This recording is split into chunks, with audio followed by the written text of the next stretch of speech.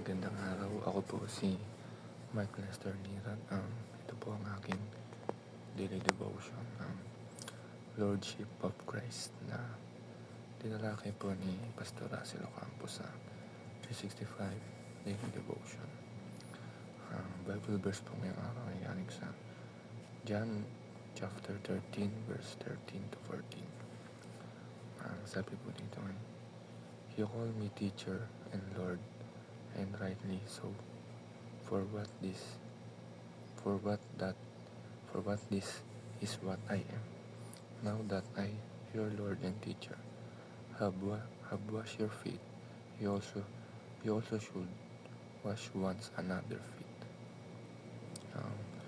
Ang unang katuruan po ngayong araw ay Jesus leads by modeling. Ang Panginoong Hesus ay nangunguna gamit ang pagiging modelo niya. Ibig sabihin nito ay ang Panginoong Hesus ay ginagawa niya mismo ang kanyang mga tinuturo sa atin, upang mapakita niya sa atin na hindi lamang puro turo ang ginagawa ng Panginoon, kundi ginagawa niya ito mismo. Sinabi ng Panginoon na carry your cross and follow me. Ginawa niya ito mismo at sinakripisyo niya ang kanyang sarili para sa atin sa krus ng Kalbaryo. Kaya dapat habang nagtuturo tayo sa ibang tao ay ginagawa muna natin ito bago natin ituro sa iba, gaya ng ginawa ng Panginoong Hesus. Ang second teaching is we are called to follow Jesus' example. Tinawag tayo upang sundin ang example na ginawa ni Jesus.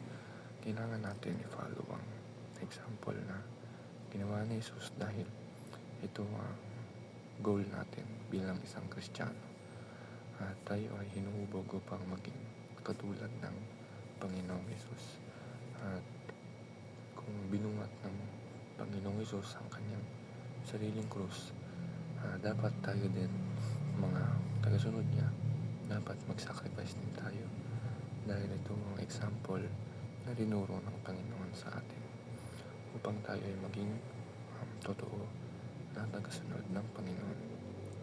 And last teaching is the Lordship of Christ requires belief and obedience. Pag sinabi natin na Jesus, ikaw ang aking Panginoon, ito ay belief lamang. Dapat meron din tayong obedience o pagsunod. At sundin natin ang mga turo, utos at principles ng Panginoon upang tayo ay tawaging totoong Kristiyano o tagasunod ng Diyos. At kung puro paniniwala lang ang sinusunod natin at ay hindi ito sapat, dapat meron din tayong pagsunod sa Diyos. Ito yung sunod natin na examples na ginawa ng Panginoon. Yun lang.